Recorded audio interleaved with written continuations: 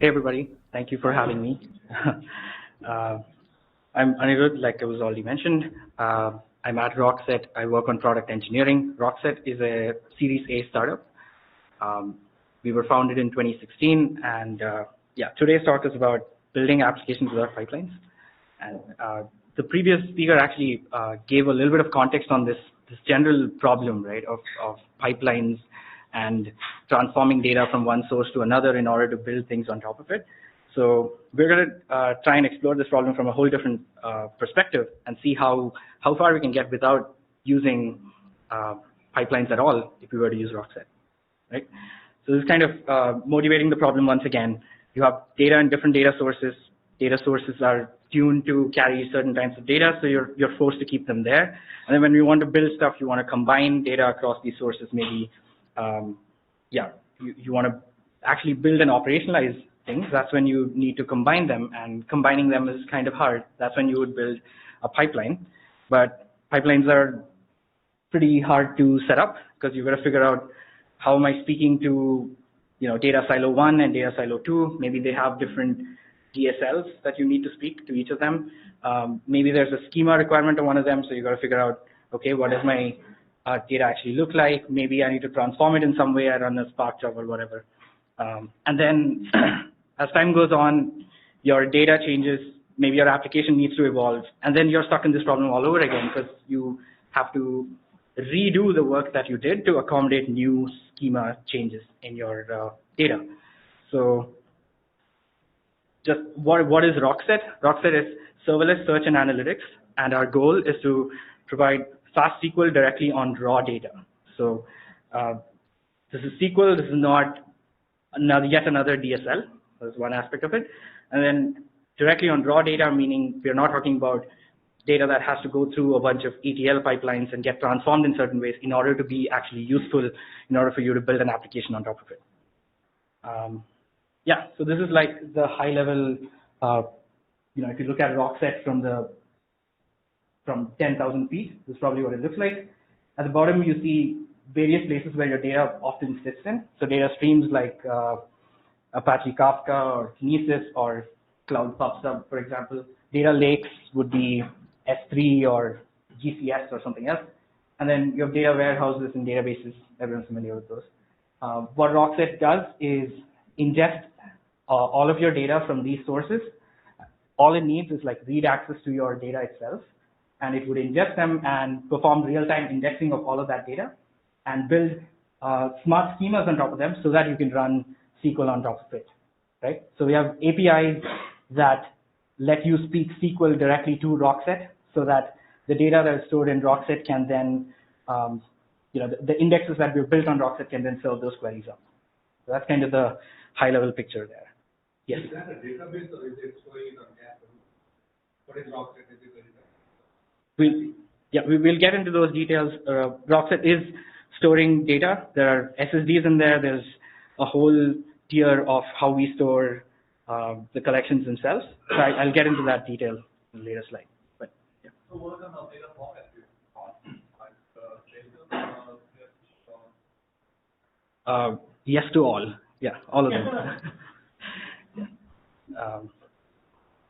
So this is basically what you start with. You start with raw data. On the left, you see JSON. On the right, you see CSV, which is interesting. That's a good question.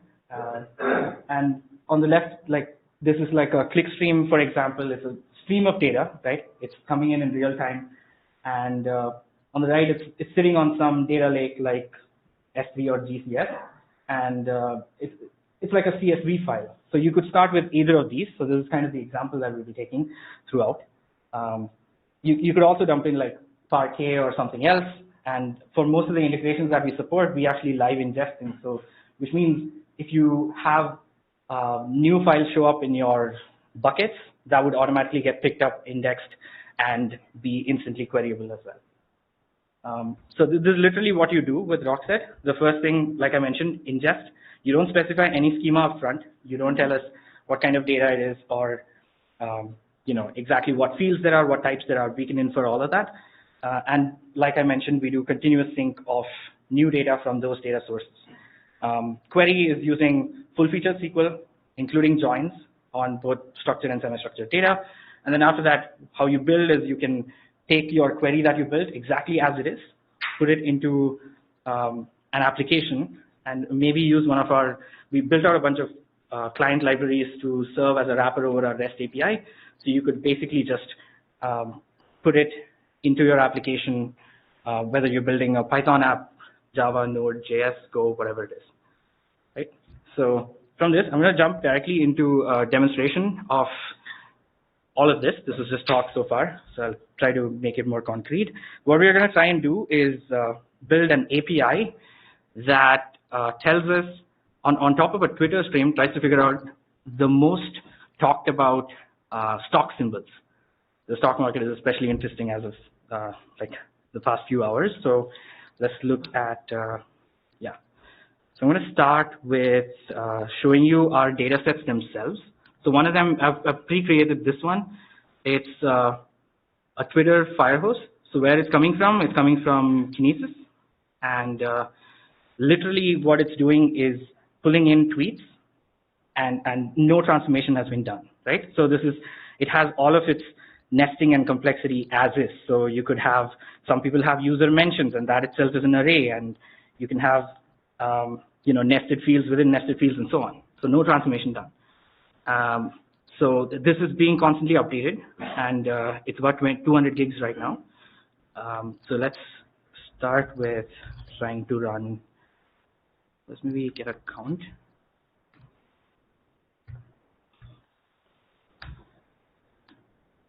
Okay.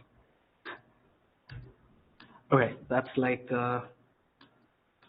54 million, if I count correctly. Okay, that's the number of tweets we have. We've been watching a bunch of hashtags for a while. It's like, I think things related to AWS reInvent, because that's where we were last week. So we're watching a bunch of tweets. Now let me try and get a sample of these tweets as they show up. 10. Yeah. And that should already tell you, like, you know, we took that JSON stream and turned it into some notion of a table so that you can already like run SQL on top of it. And you can see that it has a whole bunch of fields. Some of these are nested. The one that we are especially interested in is under entities. It's called symbols. So Twitter does this nice thing where if they figure out you're talking about a particular stock symbol, they'll like parse it out and be like, okay, this person talked about this particular stock symbol. So let's try and extract just that.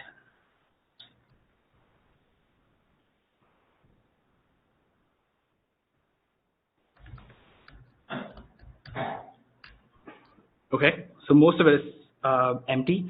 And this might be because most of us don't tweet about stock symbols all day long, right? So let's find some that are not empty. So we know it's an array. So SQL indexing is kind of interesting. It starts with 1. Okay.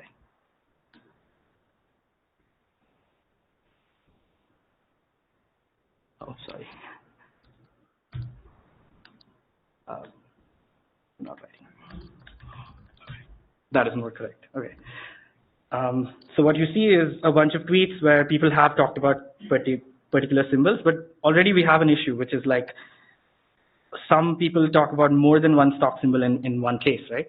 So that's clearly, how do we get to that particular, you know, how do we unpack this array that we have here so that we can get a notion of all the stock symbols that people are talking about, irrespective of whether it's the 5th element or the 10th element, right? So for this, what we are going to do is use this functionality called unnest. Let me try and write this right.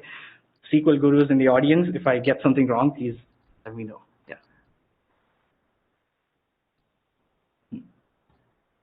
So maybe let's save this.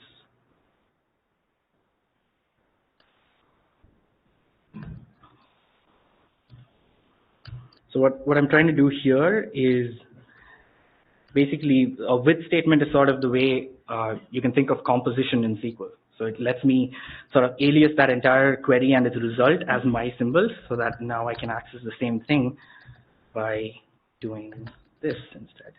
Okay, so that I still have the same thing. So let me try and do the unnest over here.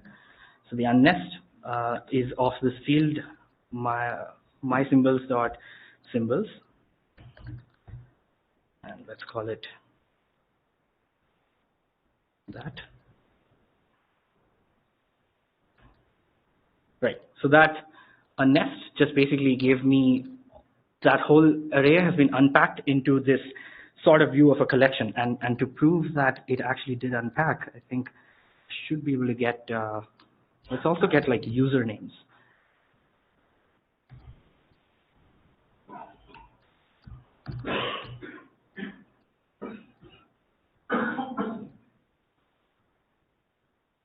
Okay.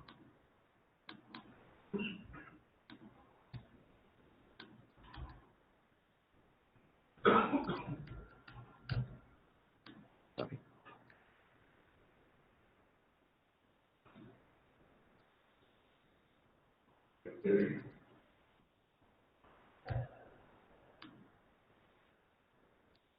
Really, okay, that's better. Okay, so you can see some usernames got broken up into like multiple ones because they tweeted about more than one hashtag, right? So this kind of gives you a sense of how you would iteratively decompose a very nested JSON structure, all using SQL, and like run queries on top of it. Now, I'm not going to show you the whole process of like getting to the final query that we want. So I actually have, well, before that, I think we need another collection. The other collection that we want is has information about what those individual ticker symbols are, because we want to join with that collection, and that collection is from, I guess, some CSV data set that NASDAQ provides, right? So let's create that collection, call it ticker symbols, and so this is where we have it. It's stored in S3. It's a CSV file, so let me just sync that, just to show you what that looks like. That's not what the command looks like. Okay, and yeah, so it's a regular old CSV file. It has symbol, name, a whole bunch of fields related to that. So what we can do is take this exact path that we have the CSV file under, and this is literally how I would connect up any S3 source to this. The integration is basically the credentials that you need to access it. I'm going to say it's a CSV. The first line is the column name, yes, and call it ticker symbols. Yeah. So this will take like less than a minute typically, and what it would do is pull up the whole CSV and sort of present it in a way that we can actually run queries on top of it. So you can see it's already here. It's not a particularly large data set, and you have a whole bunch of samples here and so on, but yeah, it pulled in all of that from S3, right? So now what we can do is combine those two data sets that we saw, and that's this big query, and I'll try and explain a little bit of it to you so that you can kind of make sense of it. So this is literally what we were doing before, the top part, where we were taking all those symbols, I mean, all those tweets where people are talking about any stock symbol at all, and find the counts of those and combine that with the ticker symbols table that we just imported, right? So the ticker symbols has more information about each symbol, and then we already have, you know, how many people talked about a particular symbol in terms of tweets. So this is what it gives us. Like this is over the interval of 1 hour, right? So in the past 1 hour, 20 people talked about Facebook, and then the rest of this data actually came from the CSV data set that you just saw, right? So I could pick the last 15 hours instead, and obviously I get different counts. Now what I can do from this point on is take this same SQL function, and remember I told you about the build step, right?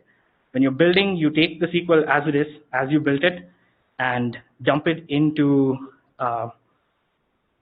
like your code file. And in this case, we are writing a Python-based Lambda. So if you're using GCP, you can think of it as very similar to GCF, like Google Cloud Functions. It's the exact same mechanism. So we dump the whole query into it as is, right? And the only thing we need to do, because we're building an API and we want it to be parameterizable by the number of, by the interval, I'm just going to accept one query parameter that is interval, and then say, you know, specify the interval right here, and that's it. At this point, I should be able to deploy this. Oops. So what this is doing is it has a couple of dependencies like Rockset, for example. We have our Python client that is being imported here. It is exporting all of these dependencies together and this file and uploading it to AWS Lambda so that it can expose a single endpoint for us. So you can see it's now uploaded completely, and the endpoint is it's this one. Right. So past 1 hour, we get back the same result. Past like 10 hours is this, and so on. Right. So at this point, we've created an endpoint, and we didn't provision any servers. We didn't, start up a VM anywhere, run a container, none of that. Literally, all we did was import data into Rockset from two different sources, Kinesis and a CSV file, which was on S3. And we wrote a bunch of queries, took the query as is, put it into AWS Lambda, and we stood up this endpoint on top of that. Now, I just wrote a tiny little front end on top of this just to show that, this is legit. So let me pull that up.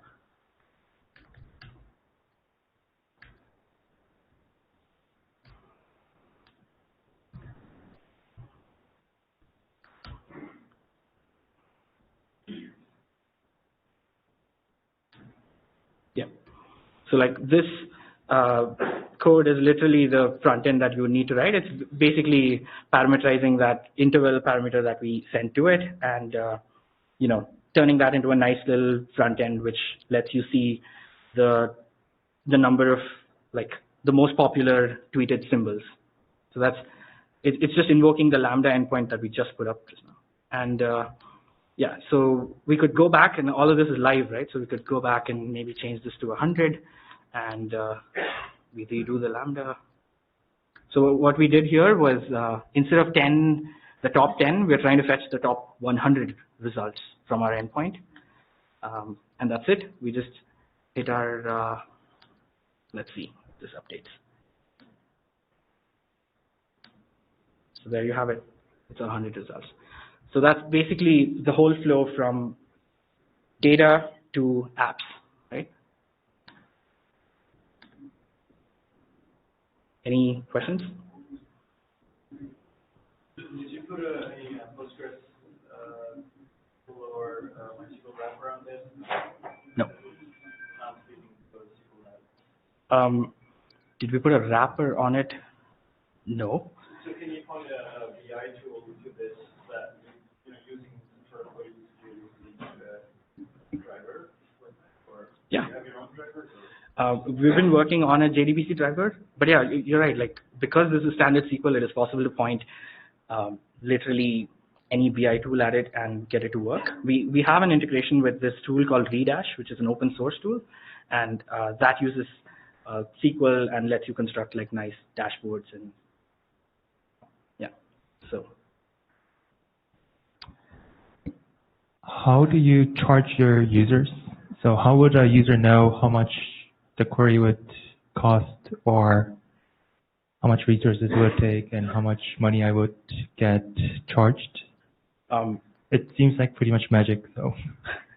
So the query itself, like it's not on query complexity or anything. It's about the number of concurrent queries that you want to run. That's one aspect we price on, and the other one is the number of active documents you want to keep, the things that you want to keep queryable. So those are the two aspects. There's more details on our pricing page. But before more questions, I have a couple more slides that I want to sort of go into. Is still good on time? Okay. So yeah, what you guys saw there was like sort of like, okay, we did the data to apps thing, and then yes, it works for this particular thing, but this is sort of going into a little bit of detail on how that works, and there won't be enough. Oh, sorry.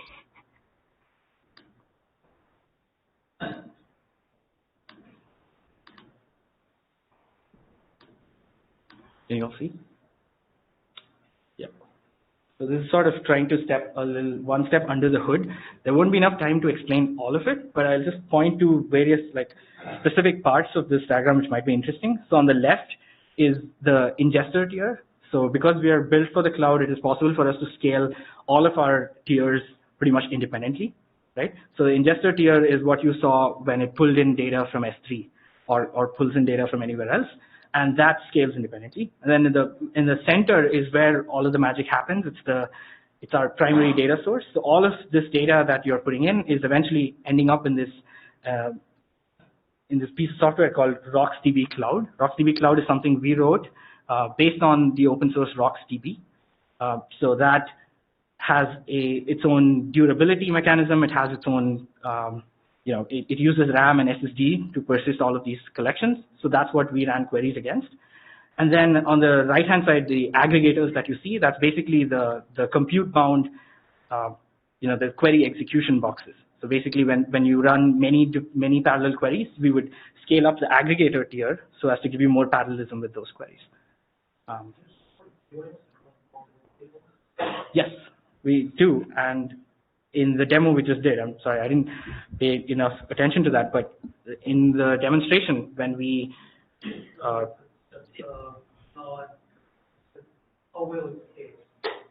okay.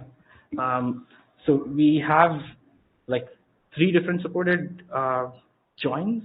We do the nested loop join in the base case, and then when there's equality, there's the hash join, and I think we also now do the broadcast join. So there's a whole bunch of different join algorithms that we've implemented to make joins performant across different data sources.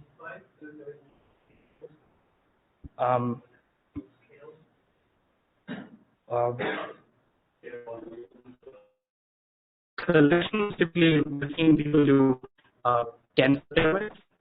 Logically, there's not a particular limit on how far it can scale. It is more of what data do you really want to operationalize, right? It's not, if you have a petabyte data store, it's not likely that you want to query all of them at this, with this kind of performance all the time. So it is more likely that you would want to operationalize a part of it in order to build an application that's live on top of it. So, yeah.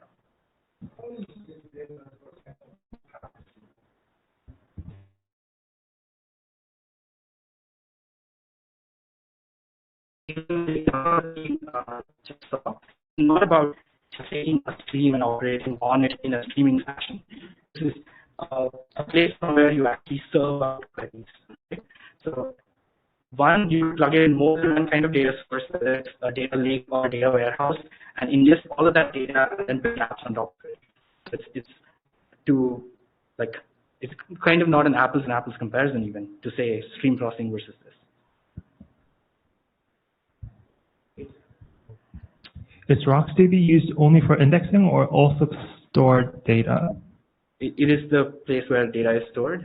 It's indexed in many different ways to make all kinds of queries performant on top of it. Are you storing any data into the Rockset servers? Yes, all of the data is living on our nodes in RocksDB Cloud.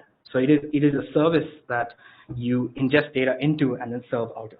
So it's a continuous stream of data that's coming in. Like, let's say if my data is constantly being updated, how frequent is this data synchronization happening?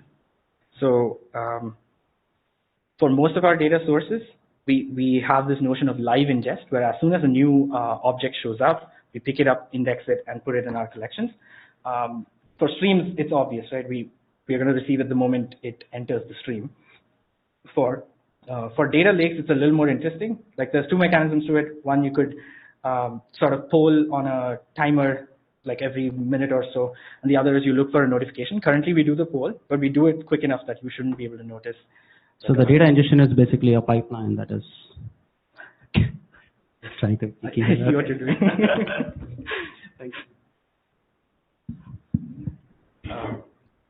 Okay, so yeah, granted we couldn't go into details of this. There's just one aspect of this that I really want to talk in depth about, and that is smart schemas. So initially we mentioned that pipelines break because your data changes in format. This is kind of the core reason why that does not happen with Rockset. So basically, any data you put into Rockset, we're never going to say no. And that example on the right kind of tells you that's disparity between two documents that are coming in. And you'll notice there's disparity not just in the fields that are present or absent, but if you look at age closely, it changes from an int to a string in one doc to another. And we actually index and store the type information along with the value itself, as opposed to trying to impose it on a particular column, right? So that way there's a lot more flexibility, one, and the system never breaks because it sees an unexpected value. So it's designed for messy data, for data that changes shape and size as time goes on, right? So this is sort of the core of it, smart schemas, which lets us, never say no to data.